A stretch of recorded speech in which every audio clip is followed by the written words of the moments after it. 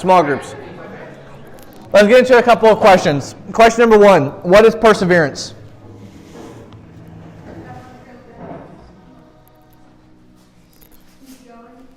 Keep going.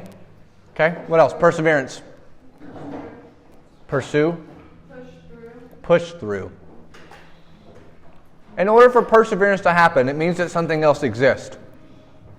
You don't have to persevere if there is no resistance. You just exist. But if there's resistance, now you have to actually push through something. You have to continue trying. It's not just going to... Perseverance means that something is trying to stop what you are currently doing.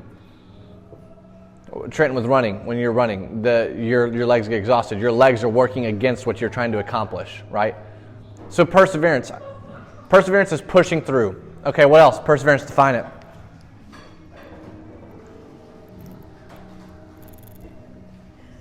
What? What's funny? What's perseverance?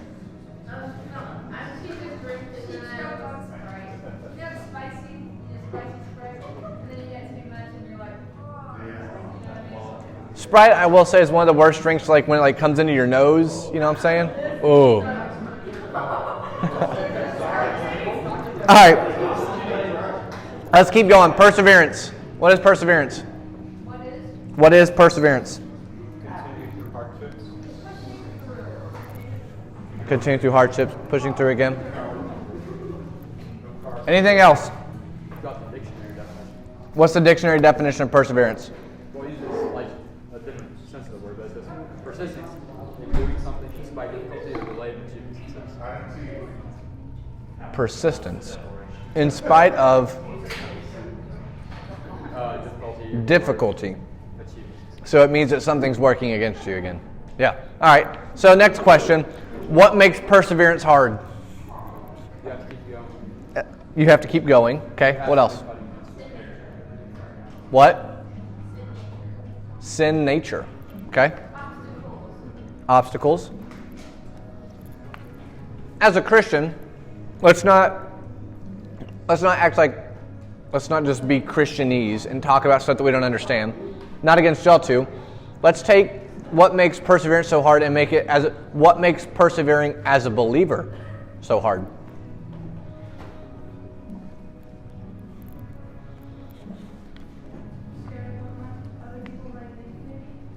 Other people's opinions. Okay, what else? What'd you say? Oh. What makes persevering as a Christian so hard? How do temptations affect perseverance? Okay. What is one weapon Satan likes to use when you give in to a temptation? An emotion, a feeling. What? You suck. Okay. What else? What? Guilt.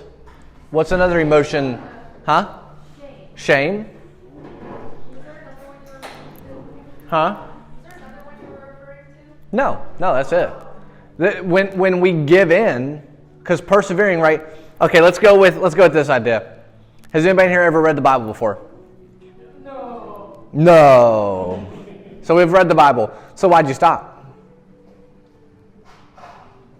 Right? Because suddenly there was a difficulty, an obstacle, a challenge. Something got in the way of what you were already doing.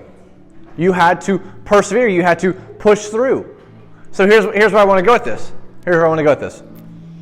As a Christian, it can be hard to persevere sometimes because of temptation. Because when you give in, suddenly you feel like you don't need to read. You can't read. God doesn't want to hear from me. Right? So as a Christian, what can we do to make persevering something that is, and I know this sounds silly, easier? Community? Yeah. Read the Bible. I will tell you, it is easier for me to, on a daily basis, more consistently live and look like Christ when I study.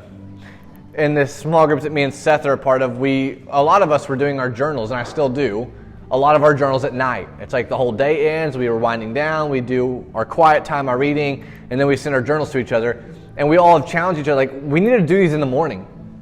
That way that our whole day is now flooded with what we read this morning, with what God is teaching us this morning, rather than getting through the whole day and then getting into the Word. Now, there's nothing wrong with that. God does not say that you can't do that. We're just thinking as a small group, as a community, like, hey, what if we did read this in the morning? What if this was on our mind from the moment we got up and not the moment before we went to bed? Kind of that idea. So reading and allowing that to be a part of your thought process. What else can we, community, you said community. What else can we do to persevere better as Christians? If you know that you easily give in to a certain temptation, then you can make it like where you're not around it.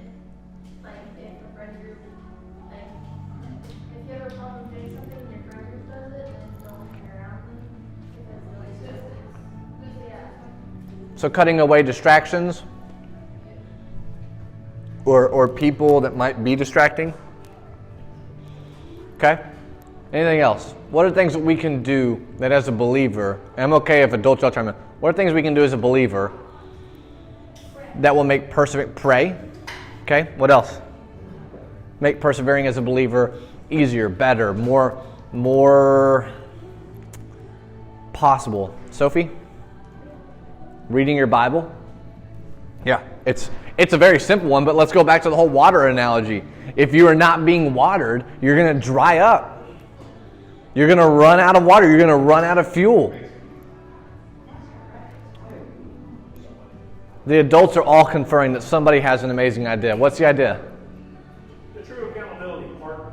Somebody a true friend that you can share with. Hey, man, I really screwed up today. Yeah. They're not going to bash you. They're like, hey, let's not be at this place the next time, or it's okay. Somebody that you can truly share that will hold you accountable and see you starting to slip. The Ben and the adults have conferred and agreed that not even just community, not even just a friend, but accountability, partnership. We've talked about this before. If your friend does not protect your sin doorknob, but they open your sin doorknob, they should not be your friend. If those who you are around are not keeping your door closed, but are rather opening it for you to partake in sin and to be a part of foolishness, they shouldn't be around you. They shouldn't have any access to your doorknob. And more so than that, your friends, it's not that they should be opening it. They should be stopping you from opening it. They should be, hey, we said we weren't going to do this. Hey, we said we weren't going to be here. Hey, we said we weren't going to take part in this.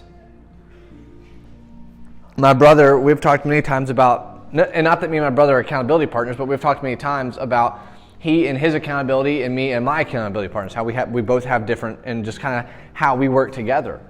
And Aaron has talked about how whenever he was a freshman in college, my brother was not actively in a church. That was just not, we had been raised in church our whole life, but when he got to college, he just it just wasn't his thing anymore. He didn't go to church consistently. And he only went to church because a friend consistently challenged him, hey, you got to be there, Aaron. Aaron, you need to be in church. Aaron, we're going to be up tomorrow morning. Or he'd walk in Aaron's room on Sunday morning, Aaron, it's time to get up. Aaron, we got to go to church. Now, Aaron is texting other friends saying, hey, you got to be in church. Hey, you got to be doing this. Hey, you got to be a part of the community. Hey, you got to get up in the morning. Because he realized that his accountability partner helped him grow, and now he wants to be that for others. He wants to encourage. He wants to help lead others. And so community is critical, but even more than community is a partnership. It is accountability with somebody specifically who's not just going to tell you, yeah, you're doing a great job. No, they're going to look at you and say, hey, that was dumb. We don't need to be here. We don't need to do this. We need to get out of here. Those are the friendships you need. Anything else? What can we do to make persevering as a believer more attainable? What would help us persevere? We've got read, pray, community, accountability. Anything else?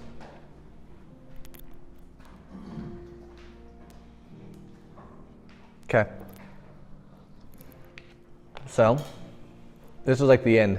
We literally nailed this. 8:29. This is the end of Surge. If you need to go, you're good to go. But here's the question. Where will you be in a month? Will you still be fighting? Will you still be running your race? Are you going to keep it? Are you going to hand it off? And I hope the majority of us tonight are like, yes, like that's something I want to do. Well, here's the thing. It's only up to you. Only you can make this decision. Any one of these leaders who sits here in the back is going to sit here and say, yeah, we all want you to persevere, but we can't make that decision for you. We can just desperately pray for you to choose that. And that is our prayer. Our prayer is that you would choose Jesus over and over. Even when it's easy and even when it's hard. Even when it might cost you a friendship or even when it might cost you a relationship. Even when it might cost you your comfort and bring you freedom. We are praying that you will choose perseverance every time. My desire, here's my dream of what's going to happen right now. You're going to take these last 3 nights and you're going to continue to build on it.